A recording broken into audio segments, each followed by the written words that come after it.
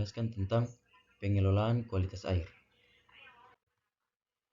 Dalam kegiatan budidaya ikan, kualitas air yang optimal sangat penting untuk mendukung pertumbuhan dan kesehatan pada ikan. Air yang bersih dan sesuai dengan kebutuhan biologis ikan akan meningkatkan produktivitas dan efisiensi budidaya.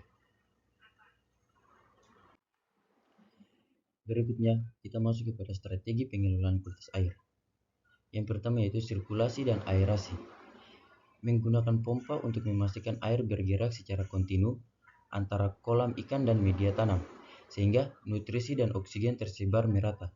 Menambahkan aerator atau sistem aerasi lainnya untuk meningkatkan kadar oksigen terlarut dalam air. Yang kedua yaitu penggunaan media tanam yang sesuai media seperti menggunakan kerikil atau arang dapat membantu dalam proses filtrasi biologis dan mendukung pertumbuhan bakteri nitrifikasi. Yang ketiga yaitu pemantauan rutin. Melakukan pengukuran parameter kualitas air secara berkala menggunakan alat ukur seperti pH meter, DO meter, dan TDS meter untuk memastikan kondisi tetap optimal.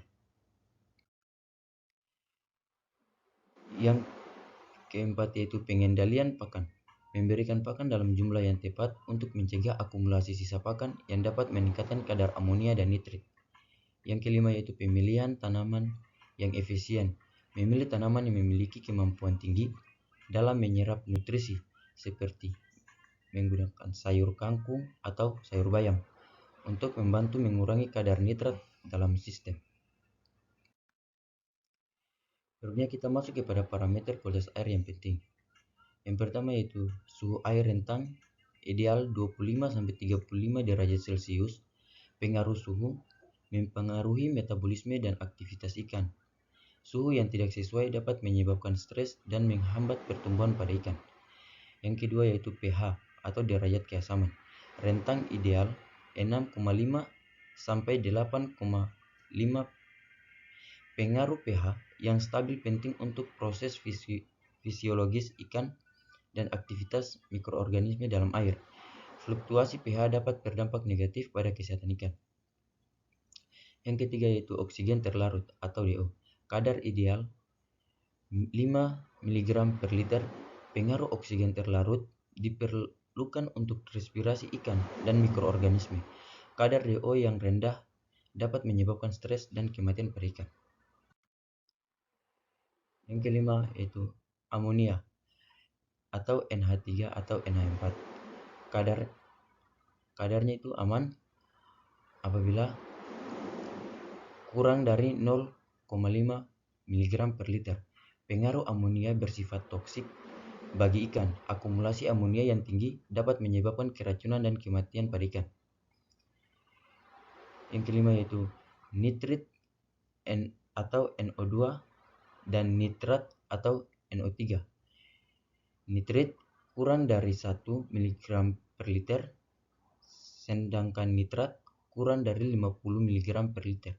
Pengaruh nitrit bersifat toksik bagi ikan, sedangkan nitrat lebih aman dan digunakan oleh tanaman sebagai sumber nitrogen. Keseimbangan dalam proses nitrifikasi harus dijaga untuk memastikan konversi amonia yang efisien.